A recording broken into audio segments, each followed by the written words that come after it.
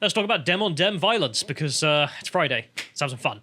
So, let's start off with a shill, of course, the ultimate leftist on leftist violence being the Cultural Revolution, formal, indeed, in which everyone was killing each other, formal, and leftists in the normal current day are, of course, still engaging in an old, timely tradition. Still killing each other in the name of the same cause with minute distant differences. So we go to the next one here. We have a representation, an artist's interpretation of basically all leftist discord, and I can fact check that as right as someone who goes and hangs out in their circle sometimes just to listen in, and it's cancer, if nothing else.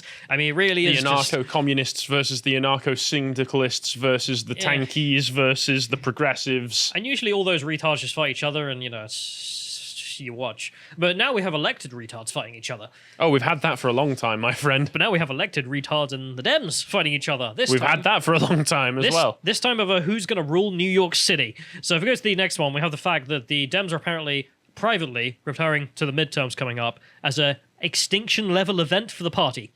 There's a direct quote from apparently one of the briefs that were all given. Which, Ooh, selling me on this already. Yeah, so all the Democratic Congress people were getting their things, just be like, ah, crap. This ain't going to go. No, it's not, is it? So if we go to the next one, we have their own chiefs of staff also releasing screenshots of their conversations with each other. Because they're all being kicked out. So this is a guy who was given the message that he's running in some new district that's been made, and he wasn't told beforehand. So he messaged him just being like, thanks for the heads up. And he's like, you live in 16, right? No, he don't. So it's just all kinds of stupid. But we'll move to the next one here for the actual story to explain it, which is the messy Democrat on Democrat fight. Get your bets in, boys. Look at the monkeys with their knives. It's going to be fun. So this is over New York's congressional map, explained by Vox. So we're not going to rely on Vox for the explanation, of course. We're going to have to go and have a look elsewhere as well. They say 2022 was already shaping up to be a really tough year for Democrats, as they contended... Because we can't stop supporting nonces for some reason. It's because you're crap. Yeah. Why is it tough? Trump did this? No. Why is it so hard for a Democrat to just go, okay, maybe we shouldn't be talking to kids about sex at all? No, they pin the tail on the sacrificial lamb. They contend their unpopularity with Joe Biden's unpopularity. No. All of you are complicit. Let's not play that game. Inflation and historically bad odds for the party of an incumbent president in the midterms. So what did they decide to do? Become more popular? Stop noncing kids? No. Nope. No, that wasn't the solution. They just wanted to redraw the maps, so they win. Oh, back to gerrymandering. Yeah, so remember that evil Republican thing that only the Republicans do? Oh, I remember John Oliver was furious about it back in 2016. It was the current year, and the Republicans were bad. So that was the story. They still are bad, according to mainstream news sources. No, everyone engages in gerrymandering. Let's not piss about. Yeah. And the funniest examples being here. So the last thing they needed was a big internal fight to overshadow what they looked like what they looked like in their bright spots this year. The fact that to overshadow what looked like one of their bright spots this year. I can't read English, so basically their bright spots. They're I don't know who they think their bright spots are all fighting each other for their own existence in New York. Maybe AOC. That's their bright spot. I mean, she's quite dull, but, you know, like, in comparison to the rest of them, people like her for some reason. On Friday, a state court is expected to finalize new congressional maps that, if adopted without changes from the draft version released earlier this week, would suddenly pit high-ranking Democrat incumbents against each other in the primaries. The version originally proposed by Democrats in the state's legislature largely avoided those primary fights and would likely have netted Democrats an additional 3 seats. Yeah, think about that. We're incredibly unpopular. We redraw the map. We gain 3 seats. That sounds like democracy at work. Sounds like illegal gerrymandering. It really does. Yeah. But that sounds like democracy at work. Which is why it was blocked by the courts for being illegal gerrymandering. What a surprise. We're really unpopular, but somehow we're gaining seats. Yeah, that's you fixing the system. Oh, sorry, I'm not allowed to say that, am I? Oh, no, in this election, this is okay, because it's not the holy one. Democrats seem to finally have figured out how to combat Republican advantages carved out through gerrymandering. By gerrymandering back, yeah. Got you, boys. You were already doing it as well. Let's not play this nonsense game that, like, the Republicans invented gerrymandering in the last 5 years or something. No, this is an age-old thing both of you do. The practice of redrawing electoral districts for partisan advantage, and New York was to be Exhibit A of that success. But the map Democrats signed off on was invalidated by the Court of Appeals. Oops. Oh no, Snookums. Why did that happen? It's because of illegal gerrymandering. And if we go to the next one, we can see Reuters reporting on this, because of course we can't rely on Vox's interpretation to be like, damn stupid courts. But we can rely on Reuters. Who actually at least give us the quotes from them. Oh, okay, that's all right. No. New York's highest court on Wednesday ruled that the new state's congressional map was unconstitutionally designed to favor Democrats. Yep. That was the point. Yep. That was entirely the point. And, well, they got caught by this court, so at least one of them out there is doing their job and completely stopped there. I don't know, I was about to call it an achievement, but is cheating an achievement? I Depends on so. if you get caught. Yeah. So they got caught, so not this time. No, but if we go forward, we can see that this ain't new either for New York. I don't know if this is the right one here, John. I think the links might be in the wrong order. Yeah, this one is the first one here, being the fact that this is AOC's district. Remember, Republican gerrymandering did this somehow. Is the bridge included in the district? Yeah. Also, you see a little bit pointing out there where it takes some of the bridge, but then gives up and then goes back and then back into the sea to take another part of the bridge. Oh, yeah. Because the toll booth attendant there votes Democrat. I don't know. And this I don't know what you're on about. This just looks like a cohesive community to me.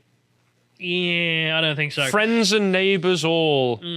Or people likely to vote Dem. Yeah, I think it's probably that one. Yeah, it might be that If we go forward, we have, I think this is Jerry Nadler's constituency. Okay. The guy who said that Antifa is a myth. Yeah, his constituency has a lot in common with the waterfront there. And well, one part, what is that meant to be? I always forget the names because it's a foreign place. I think it's Long Island. Then you've got some other parts of the south there, which, yeah, much in common. This is also like, the bridge. Also the bridge is part of it. Every single time. This is like trying to divine images from when you're looking in the clouds.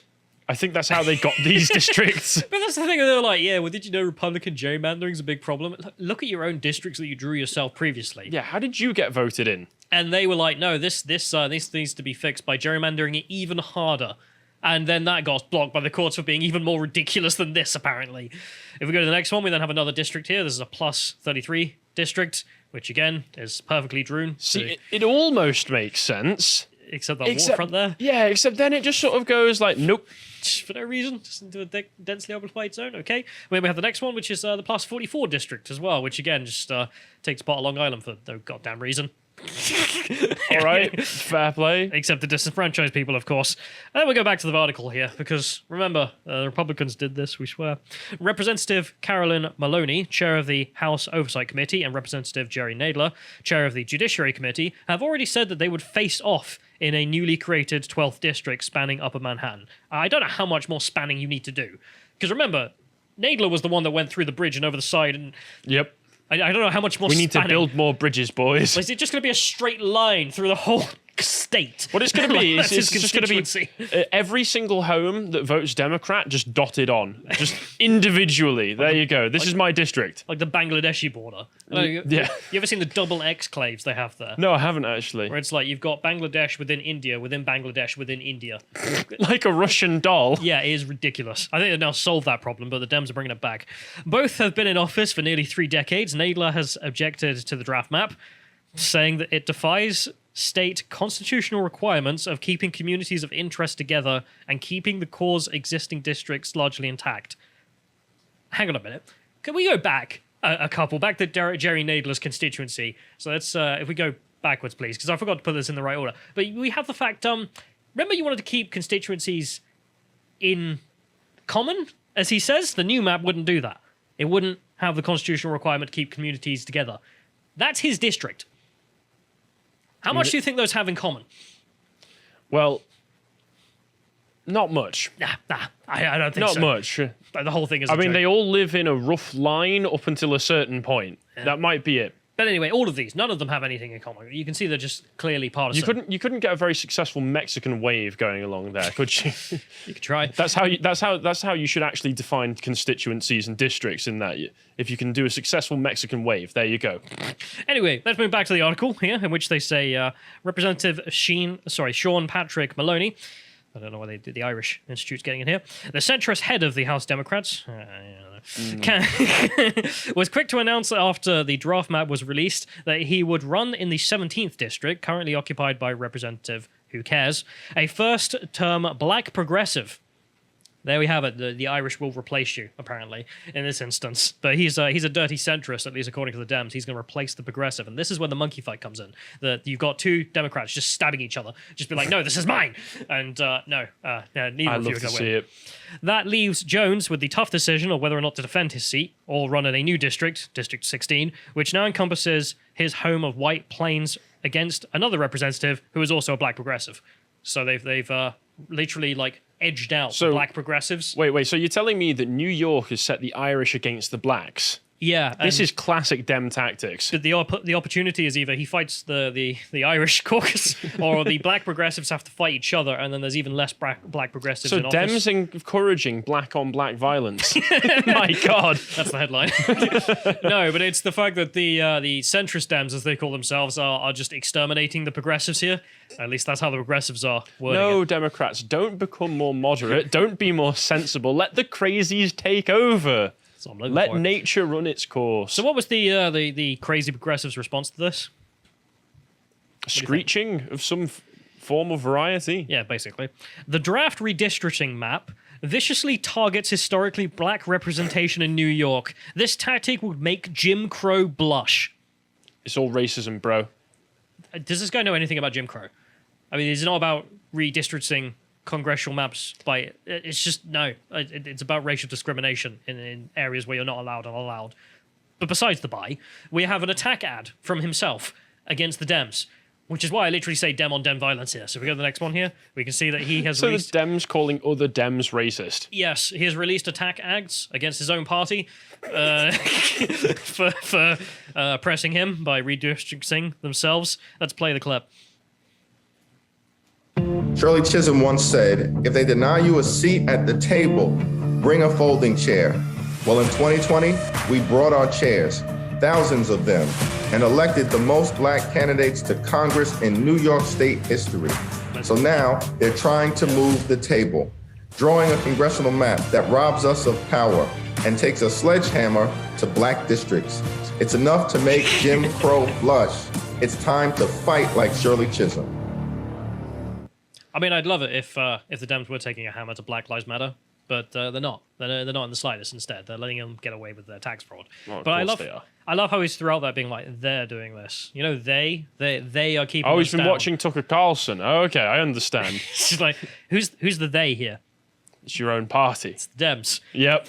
So also, I thought like these sorts of attack ads were supposed to have like they're trying to take your vote away, and so it's going to make Jim Crow blush. Yes, I mean it's a bit low effort, low energy. Low energy. You've not captured me. I very much. I've forgotten his name now. Who's that guy? This is how forgettable the guy was. Jeb. There we are. Jeb Bush. And his brother, who Everybody out there, please clap. totally doesn't regret the Iraq War. And but I also want to note on the fact that when you're making attack ads against your own party, I mean, things have gone wrong.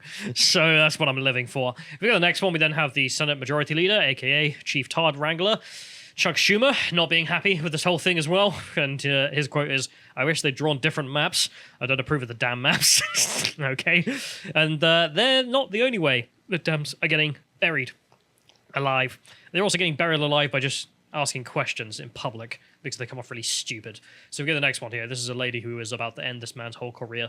And I'm going to enjoy. And it's some Dem who's just like, yeah, but your bill would not allow abortions in these circumstances. And she has a beautiful answer. Let's play. Is candidly and openly calling for a nationwide ban on all abortions with no exceptions for rape or incest. And if I've got that wrong, I would invite Ms. Foster to correct me. Do I have it wrong, yes or no? If we added rape and incest exceptions, would you vote for it? Okay, I reclaim my time, of course.